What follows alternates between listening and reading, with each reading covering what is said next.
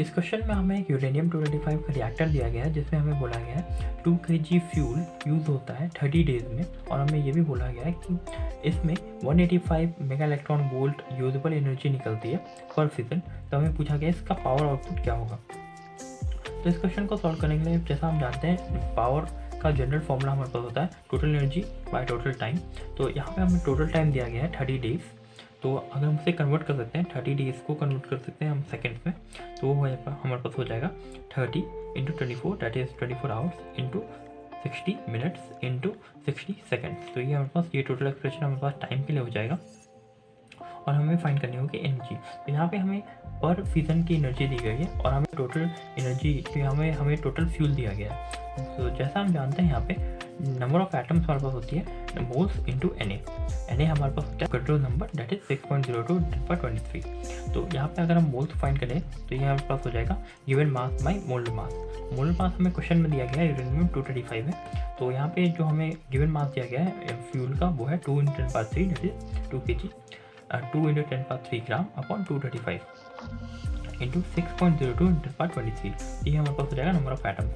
अगर हम energy release find करें तो ये हमारे पास हो जाएगा number of atoms into energy release per fission. तो ये हमारे पास हो जाएगा 2 × 10³ into 6.02 into 185 mega electron volt per fission 1 atom use होगा और 185 मेगा इलेक्ट्रॉन वोल्ट की एनर्जी आएगी। तो इसका एनर्जी रिलीज हो जाएगा हमारे पास number of atom into 185 that is nuclear energy release per fission.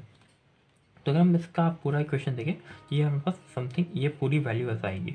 तो अगर हम इसे यहाँ पे 6.02 का अप्रॉक्सीमेटली 6 मान लें तो यहाँ हमारे पास 6 टाइम ये हमारे पास 5 टाइम्स 30 कैंसिल हो जाएगा। सिमिलरली अगर हम ये 185 को 186 मान लें तो ये हमारे पास 6 से नियरली ये 10 टाइम्स और ये 31 टाइम्स कैंसिल हो जाएगा। सिमिलरली अगर हम ये 5 और ये 31 तो अगर हम 31 को नियरली 30 मान लें तो ये 6 टाइम्स कैंसिल कर सकता है 31 को। सिमिलरली हम 6 से कैंसिल कर सकते हैं या 60 को दैट इज 10 और ये वापस हमारे ये 0.6 वैल्यू है। अगर हम इसका डेसिमल हटाएं तो हमारे पास 10 नीचे आएगा डिनोमिनेटर में और ये हम इसे 8 से 2 टाइम्स कैंसिल कर सकते हैं और 24 को 3 टाइम्स कैंसिल कर सकते हैं। तो हमारे पास जो फाइनल एक्सप्रेशन आएगा वो हमारे पास आएगा 2 × 2 4 और ये हम अगर सारे पावर्स को सॉल्व करेंगे तो 10 पावर 4 अपॉन 235 × 3 दैट इज 705। तो अगर हम इसे अप्रॉक्सीमेटली सॉल्व करें तो ये हमारे पास नियरली आएगा 56.7 मेगावाट।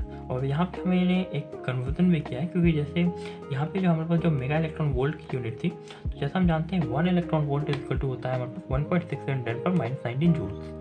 1 मेगा इलेक्ट्रॉन वोल्ट हमारे पास सिमिलरली हो जाएगा 1.6 × 10⁻19 मेगा जूल।